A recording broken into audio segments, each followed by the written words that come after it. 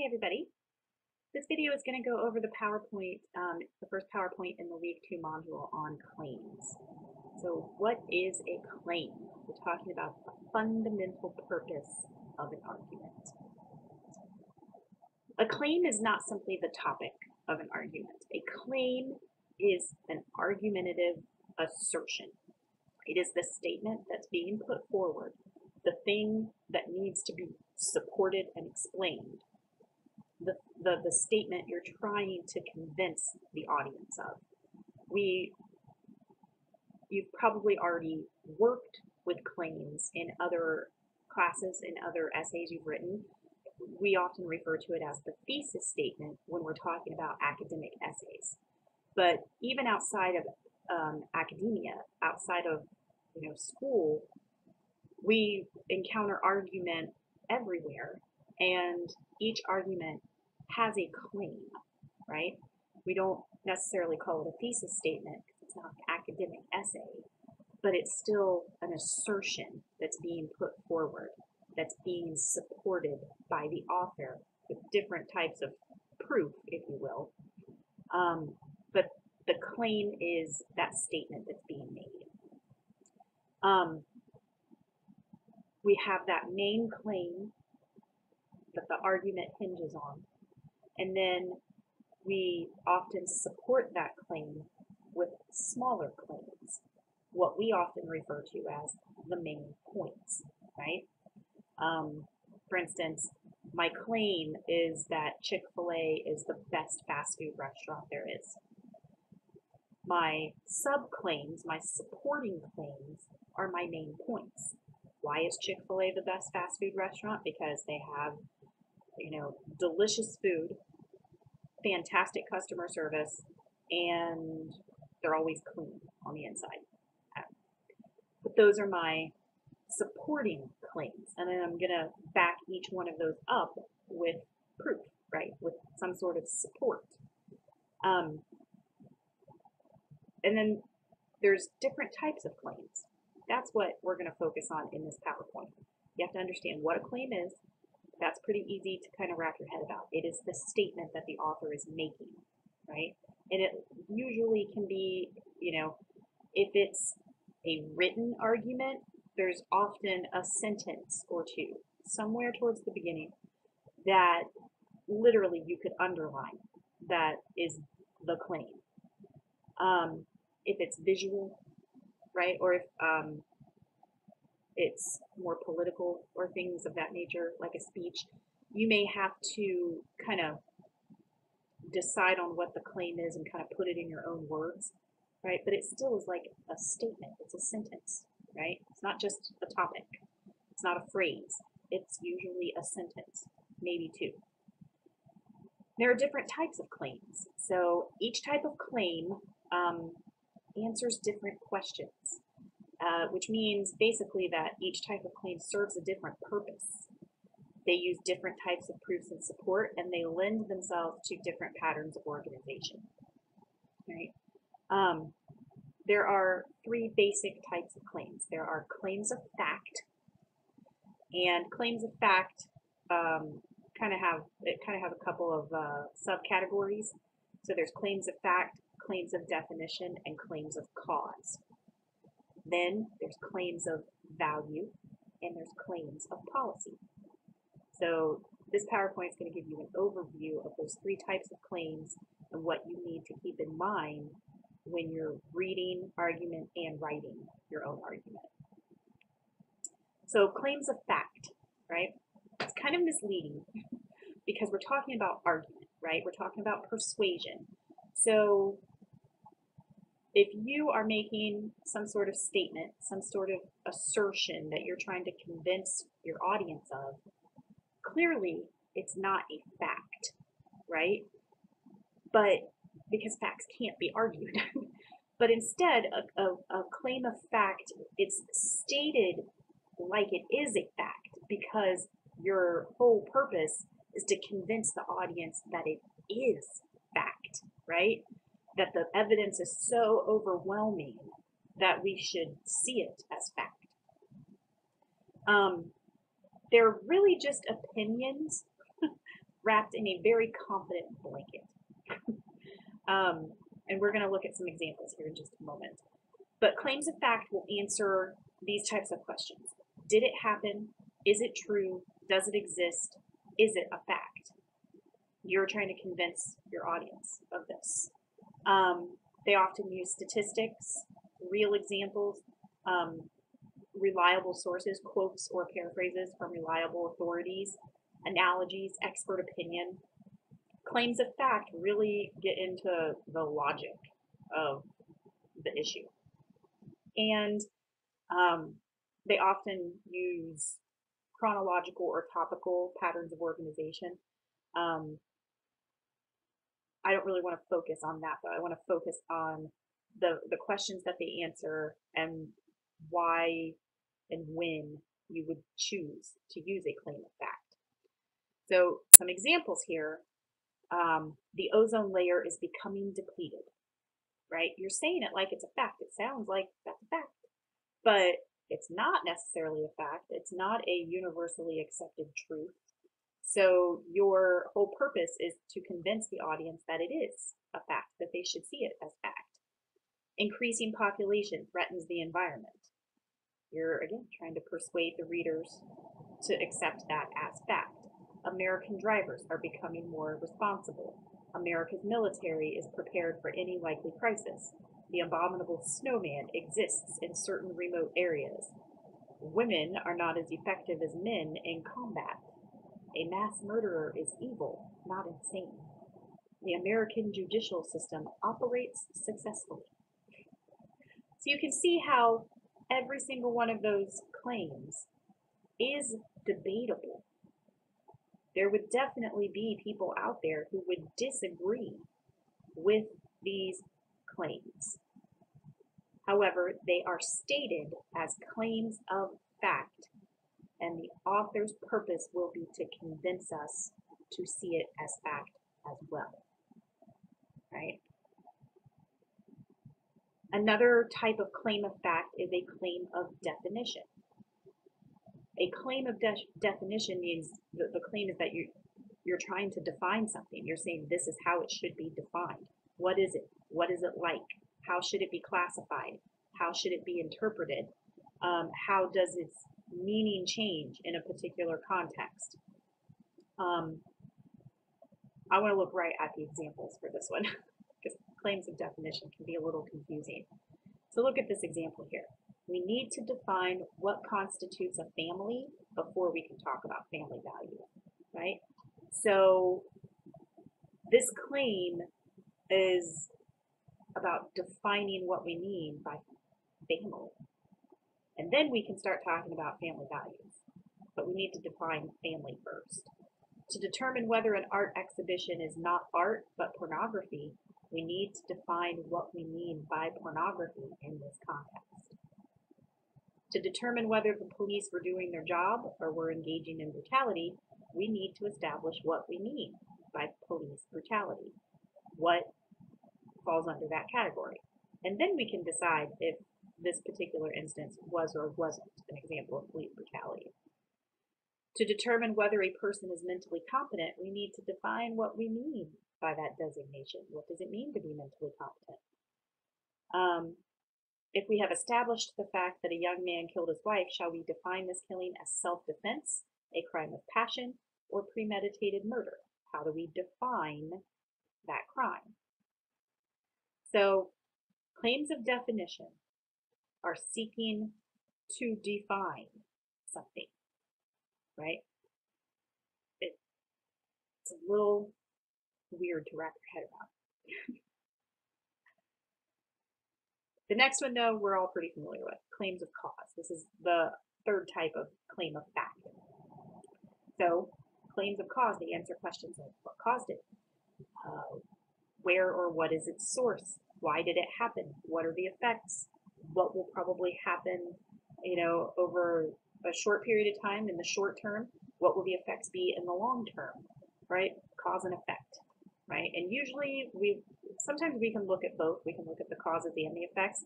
But if we're trying to convince people of something, more than likely we're going to be focusing on the causes. we've already experienced the effect. The thing has already happened. We want to discuss the causes for it, and the causes are up for debate, obviously. If this is an argument, then that means the causes can't be accepted as universal truths yet. So we're trying to convince the audience that these are the causes. We could also focus on the effects, right? The effects aren't known yet necessarily. So here's the possible effects of what might happen. Some examples of claims of cause. The United States champions human rights in foreign countries to further its own economic self-interest. So what is the cause of the United States championing human rights in foreign countries? The cause is that we're really just trying to further our own economic self-interest. Clear cutting is the main cause of the destruction of ancient forests. Sometimes you get lucky and the claim itself gives it away, that it's a claim of cause. Legalizing marijuana could have beneficial effects for medicine. DNA testing is causing courts to review some of their death penalty decisions.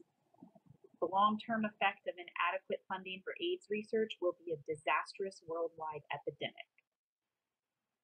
A lack of family values can lead to crime. Cause and effect. Censorship can have good results by protecting children.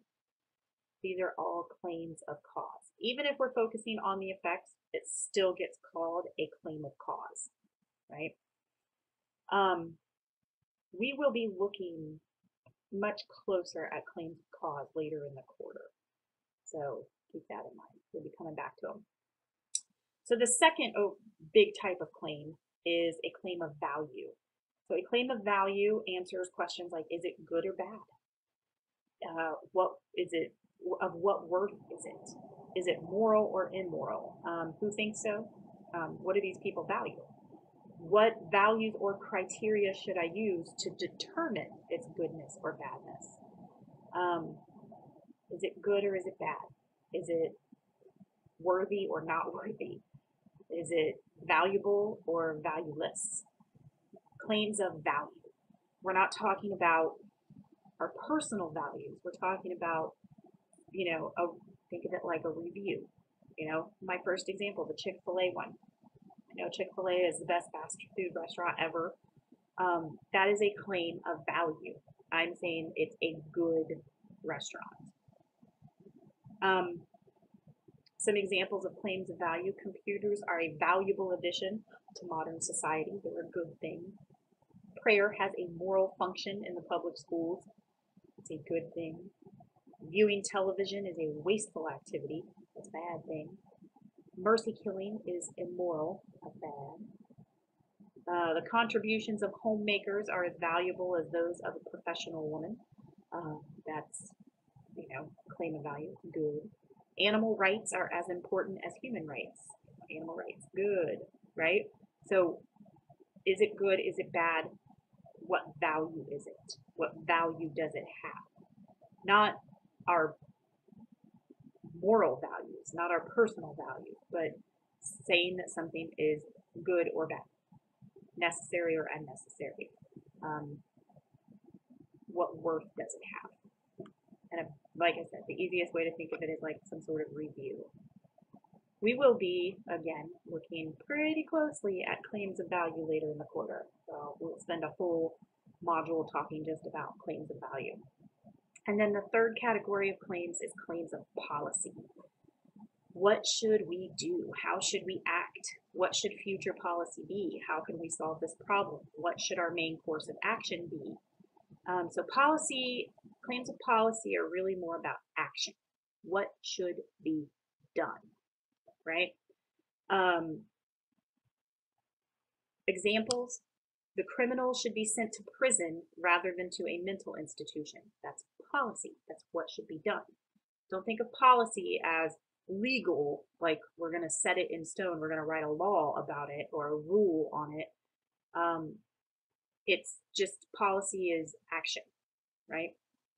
Everyone should be taught to recognize and report sexual harassment in the workplace. That's a claim of policy. You are saying something should be done. Small business loans must be made available to help people reestablish their businesses after a natural disaster. Policy, something should be done.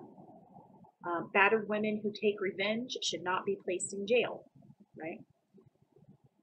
This is still policy, even though you're arguing that something shouldn't happen. It's still like it should be policy that battered women who take revenge should not be placed in jail, right? Genetic engineering should be monitored and controlled. Parents have the right to choose the schools their children attend. These are all things about what should happen, what should be done, or what shouldn't be done. Those are claims of policy. We are going to be looking at claims of policy as well. We'll spend a whole module just talking about claims of policy, but it will be labeled as claims of crisis, because if you think about when we encounter a crisis, that provides the exigence for the argument, and we're often led to try to persuade people this is what we should do to get us out of this crisis, or this is what we should do next time to avoid this type of crisis. So that unit, that chapter gets labeled as claims of crisis, but really it's policy, because you're going to be looking at essays where the author is saying this should be done or this shouldn't be done. So these three main types of claims. What type of claim should you use, right? The thing is they don't belong to any one topic or any one situation. Every topic could lend itself to any one of these three types of claims. Knowing which type to use, it all depends on your purpose. If you think about those questions that each type of claim answers and what the ultimate end result is with each type of claim, that's how you're going to decide what type of claim you want to use. Is what is your overall purpose? If you look at the slide here on what type of claims should you use, there's this example there how the same argument can be worded differently to fit all three types of claim. So we have a claim of fact here. The failed school levy of 2000 changed the operations of the public schools for the entire decade. That is a claim of fact. We're saying that this is what happened. We could change the wording though. We could take a different approach to it, and it could become a claim of value. The voting public was misguided in its decision to vote down the 2000 school levy. So we're going to argue that this was a bad thing, claim of value. Or we could change the wording a third time. Claim of policy here. The voting public should not have voted against the school levy in 2000, and the community should work to repair the negative impact of that significant year. So we're saying this is what shouldn't happen and this is what needs to be done. This is what should happen. Claim of policy. So it's the same topic, it's the same issue, but depending on what our overall goal is, that determines what type of claim we're going to use, right? And it's important to understand claims because they're vital to any good argument, and even in our everyday lives, we try to make sure that people understand our own claims correctly. We try to clarify the nature of our claim. You know, there's some examples here. You know, I'm not saying we should do anything. I'm just saying that the guy is fake. Just basically saying, I'm not arguing a claim of policy. We should do anything. I'm just arguing a fact here. I'm just claiming a fact. The guy is fake, right? Or I'm not saying that Martha's parties are boring. I'm just saying I don't want to go tonight. So I'm not giving you a claim of value that her parties are boring. I'm just making a claim of fact. I don't want to go, right? I'm not saying we shouldn't get a dog. I'm just saying it will be hard work. So again, I'm not arguing a claim of policy, what we should or shouldn't do. I'm just stating a fact. I'm not arguing whether or not they won. I'm arguing that they didn't win fairly. So I'm not arguing a claim of fact. You know, I'm not saying that they did or didn't win. I'm saying they didn't win fairly. I am making a claim of value. So knowing what type of claim you're working with, if you're clear about it, then it leads to fewer misunderstandings, if you will. One thing about claims is that sometimes they can work together. Sometimes you can have a claim of fact that launches into a claim of policy. So because the minds of our generation are consumed and distracted by sports, that's a claim of fact. The only alternative is to remove athletics completely from public high schools. That's a claim of policy. Or you could have a claim of fact launch into a claim of value. Because college tuition costs will continue to rise and some degrees won't pay off that debt, which they claim of fact, people will choose to pursue certain degrees, and the humanities degrees and humanity itself will suffer. That's a claim of value. And if we don't understand what type of claim we're dealing with, both as an author and a reader, the argument can kind of get derailed. It can kind of fall apart. To know that we're dealing with one type of claim and not another type of claim helps clarify a lot about the argument. Then I have an example here of how this can really go terribly wrong. So we have two senators, perhaps we're in a political debate. And Senator Green says, our state spends $20 million on employee health care. That's a claim of fact, right? Senator Gray, his opponent, says, this seems like the right amount to me. There's nothing wrong with that amount. We cannot simply go cutting employee health care every time someone mentions the word. And Senator Green's probably like, what? Like, that's not what I said. So Senator Green made a claim of fact. This is how much our state spends on employee health care.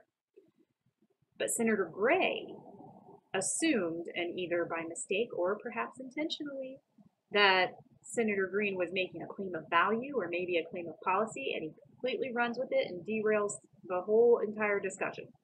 And that happens so often, not just in politics, but I think in everyday life.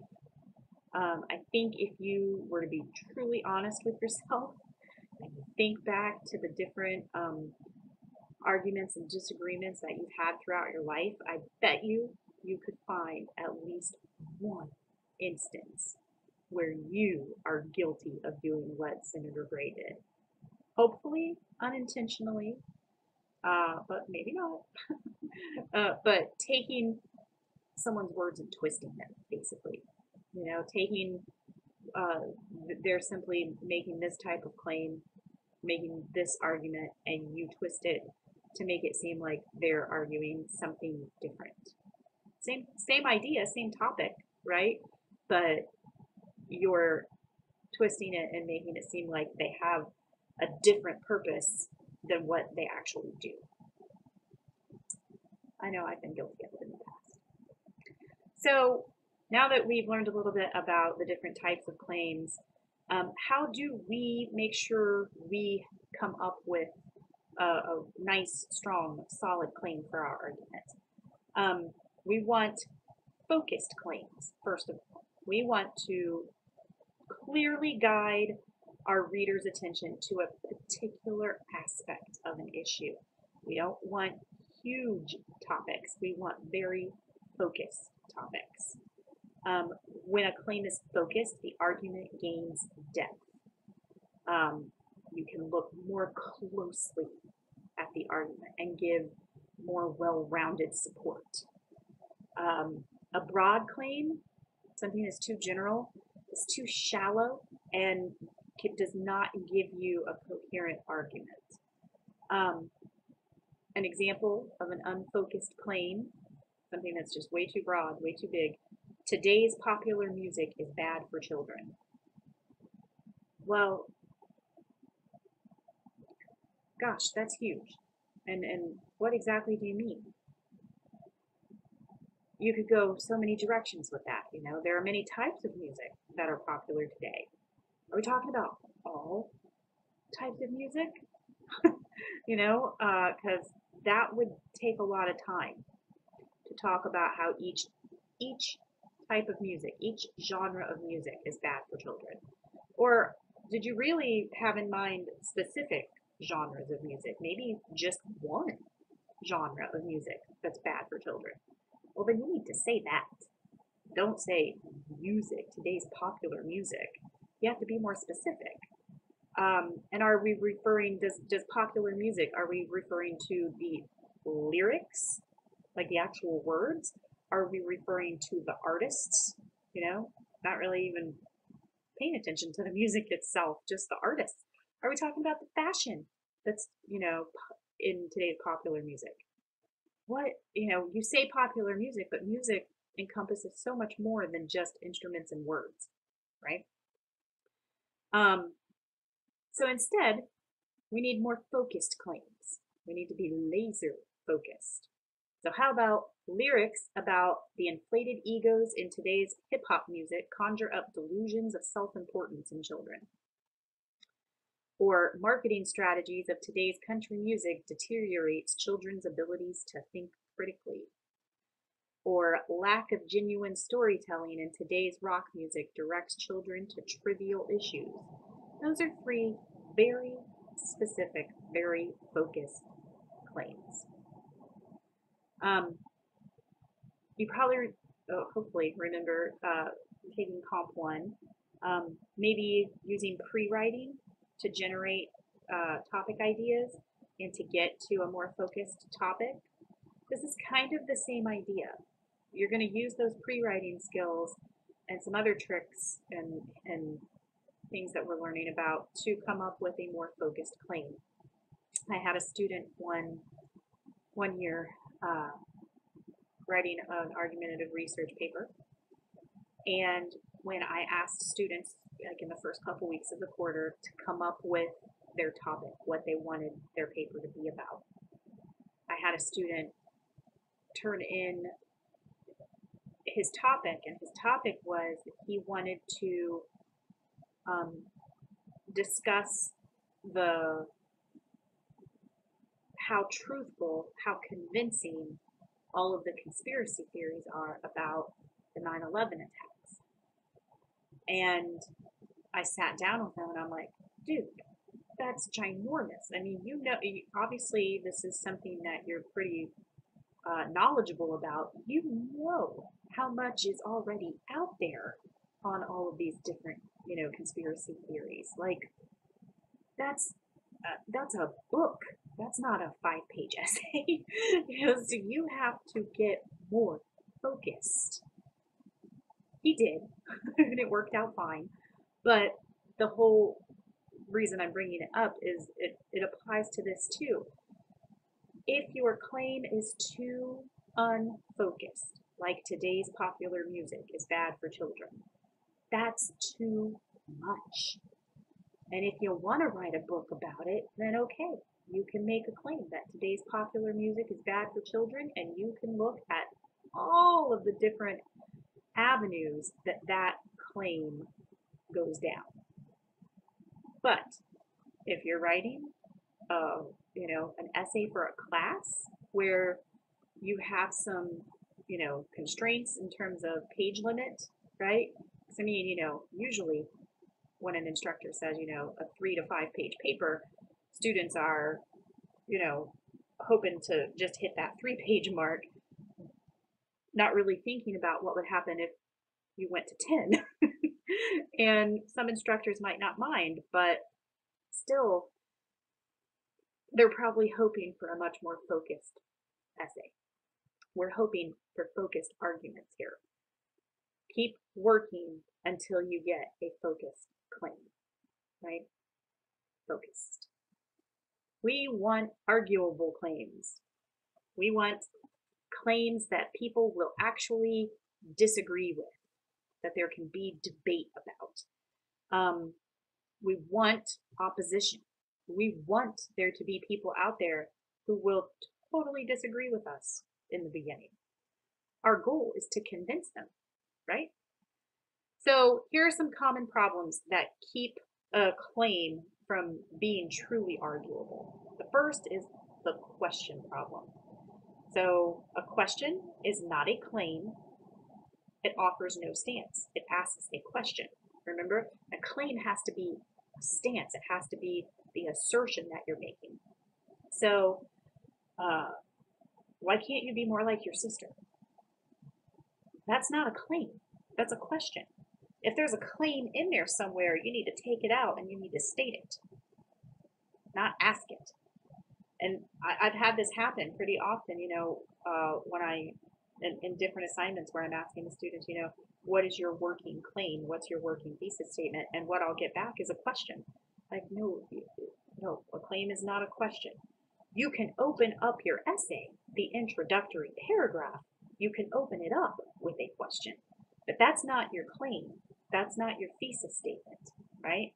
So the question problem. Don't commit the question problem. Your claim has to be a statement, a sentence, not a question. The other problem we run into is the obvious fact problem, right? Many people go to college for their futures. Yeah, they do. Nobody's going to argue that. It sounds like it's debatable, perhaps. Television affects our lives. Okay, that sounds debatable, but is anybody really going to argue with that? Of course, television affects our lives. I might think it affects it positively. You might think it affects it negatively. But as that statement stands, television affects our lives. Nobody's going to argue with it, right? You got to find something that's truly debatable. And then there's the personal response problem. Yes, we are dealing, sometimes with claims of value. Chick-fil-A is the best fast food restaurant ever. That's a personal opinion, of course it is.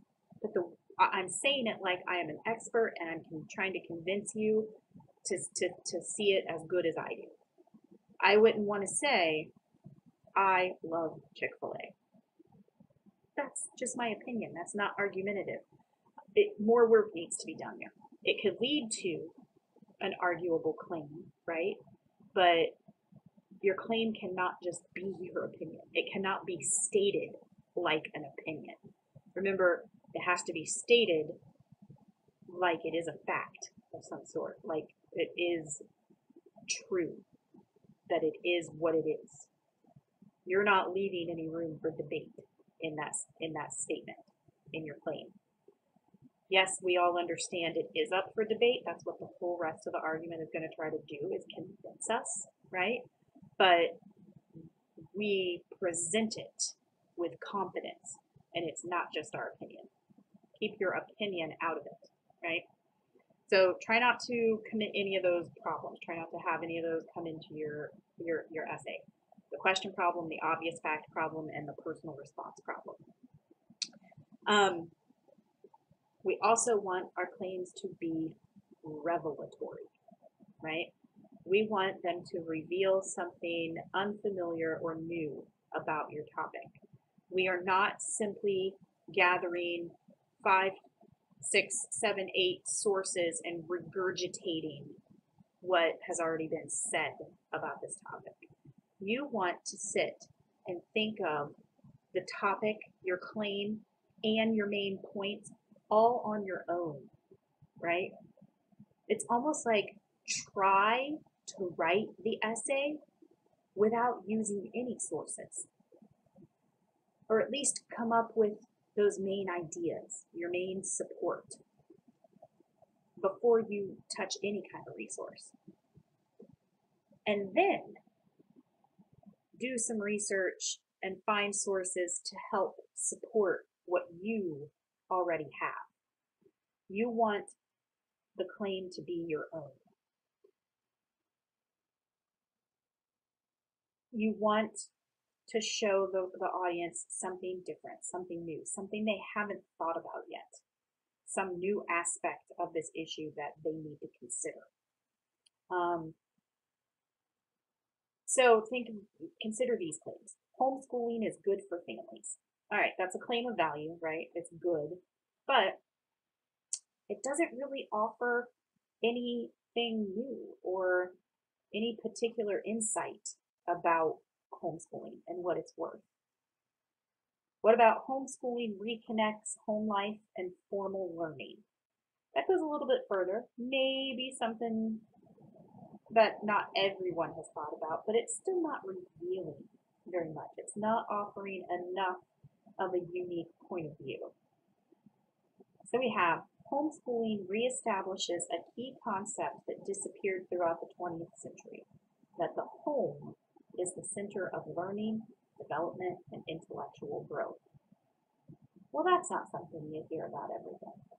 That's a pretty interesting take on this topic of homeschooling.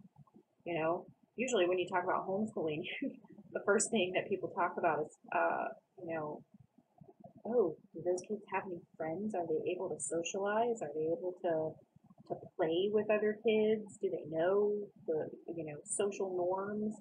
I know so many people throughout my life who have thought that homeschooled kids were like locked up in the basements of their houses with like learning 24/7. And my best friend in junior high and high school was homeschooled, and she was a little social butterfly. So it just always cracked me up. But this offers a unique perspective on it, that we're connecting it to something else, something fresh, if you will. That's what we want to strive for, revelatory claims. Something that the average person has not necessarily thought about in terms of your topic. So, in review, claims are arguable assertions. We have often referred to them as thesis statements in other classes probably, but it's the claim, the assertion of the argument, the statement that you are trying to convince your readers to agree with. They are supported by smaller claims, or what we often call the main points, right? For instance, my Chick-fil-A example. Chick-fil-A is the best fast food restaurant there is. That's my main claim, what I'm trying to convince my reader of. And then I had 3 main points, 3 smaller claims. Chick-fil-A is the best fast food restaurant because it has delicious food. So that's a smaller claim. That's my first main point, and I have to support it. Chick-fil-A is the best fast food restaurant because it has great customer service. That's a claim. That's my second main point. I have to support that. Chick-fil-A is the best fast food restaurant because it's always clean, right? That's my third main point. My third sub-claim, if you will. And I support that. And those 3 sub-claims, those 3 main points, if I've done my job in each one of them, they all work together to prove my initial claim, my main claim, right? That's an argument. There are 3 types of claims: fact, which includes definition and cause, claims of value, and claims of policy. Each type of claim serves a different purpose. Knowing which type of claim to use, you have to know what your purpose is. If you know what your purpose is, what you're trying to accomplish with the argument, then you're going to know what type of claim you're dealing with. Claims can work in tandem. They can lead, one can lead to another. One type of claim can lead to another type of claim. We can go from claim of fact to claim of value, or claim of fact to claim of policy, vice versa. And probably most importantly, claims need to be focused, arguable, and revelatory, right? We're going to be talking about claims for the rest of the quarter. If you think about the fact this is rhetorical persuasion, we're talking about argument, and the claim is the argument, you're going to hear this word a lot. So understanding the basics of claims is very important to understanding everything else we do from here on out. We're going to be talking about support and proofs next, and then logical fallacies. We're going to keep moving on from there. Everything is going to build. So knowing this first building block, if you will, is super important, you have any questions about claims, types of claims, what they do, what they're all about, let me know. Otherwise, you can go ahead and move on to the next lesson on support and proofs.